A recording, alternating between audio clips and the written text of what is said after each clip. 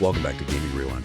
You know, sometimes a game comes along, and it just changes everything. Takes a genre, flips it on its head, and leaves a mark so big, you can still feel the tremors years later.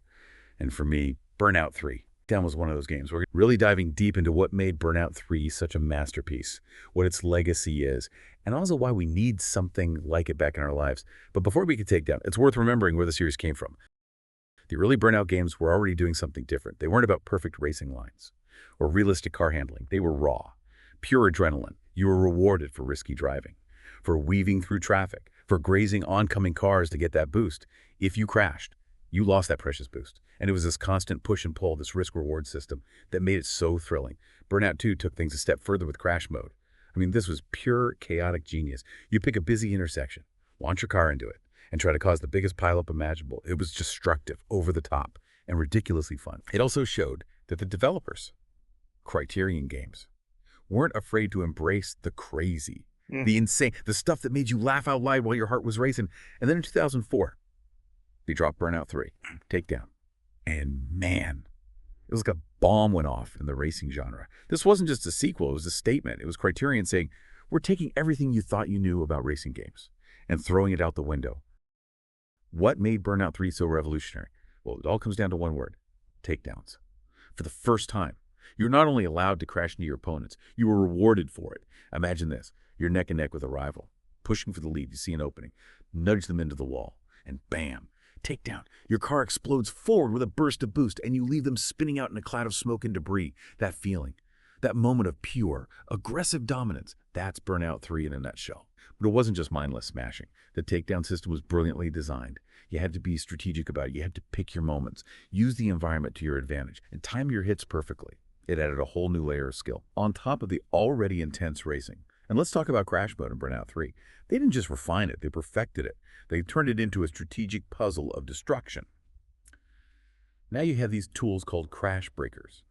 After you crash, you could trigger a secondary explosion in your wrecked car, taking out more vehicles and racking up even more points. It was like playing a game of destructive billiards. You had to analyze the layout of each intersection, identify key targets, and plan your crash in a way that triggered a chain reaction of mayhem. And of course, the more destruction you cause, the higher your score, and the closer you got to unlocking those sweet, sweet bonus cars.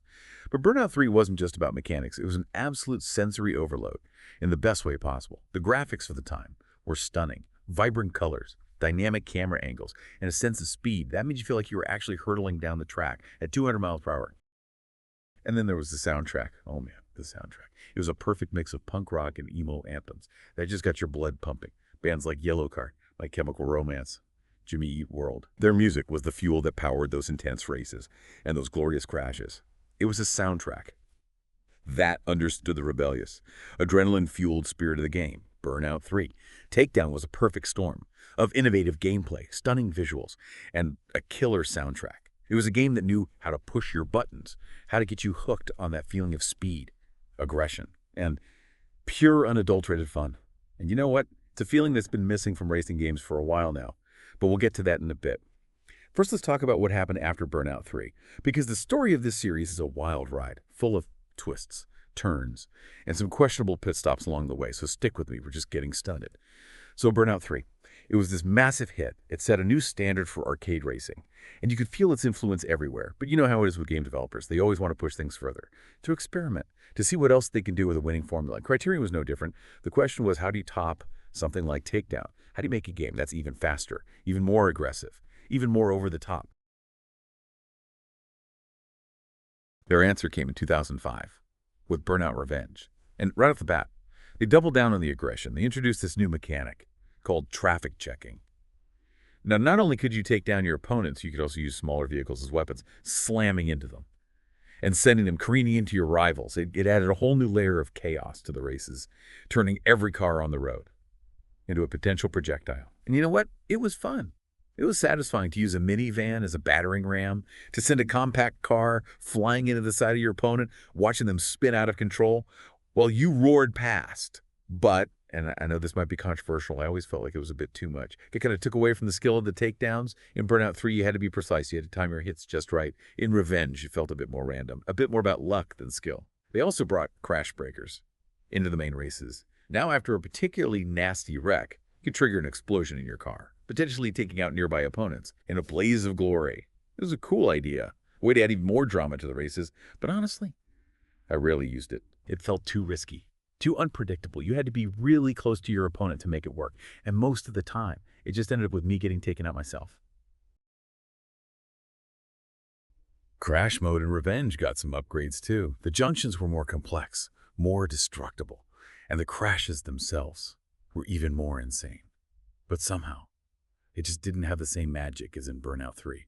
Maybe it was because the junctions were so complex that it was hard to plan your crashes effectively, or maybe it was just that Burnout 3 had already nailed the formula so perfectly.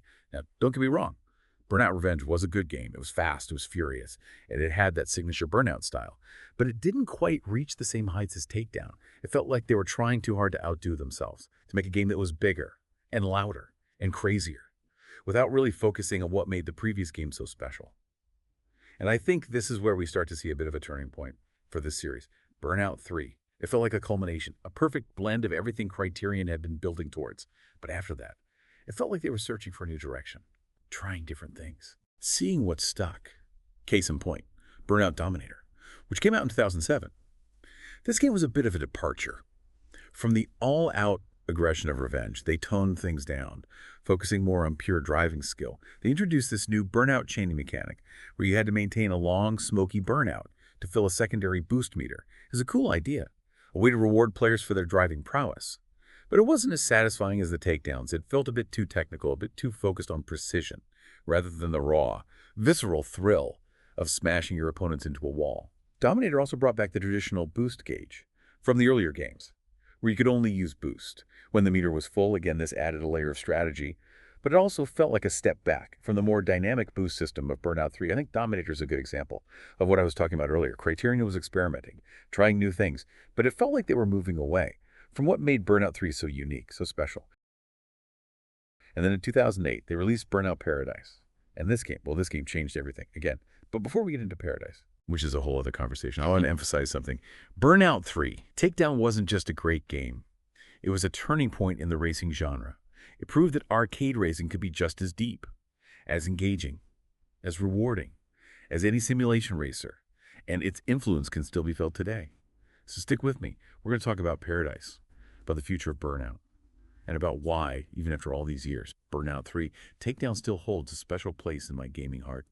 All right, so we've talked about Burnout 3 and its successors, and how Criterion was, constantly trying to evolve the formula. But then comes Burnout Paradise in 2008, and this was unlike anything we'd seen before in the series. They took Burnout, a series known for its intense, focused races, and threw it into a massive open world. Paradise City was this sprawling urban playground filled with jumps, shortcuts, and of course, plenty of opportunities for glorious crashes.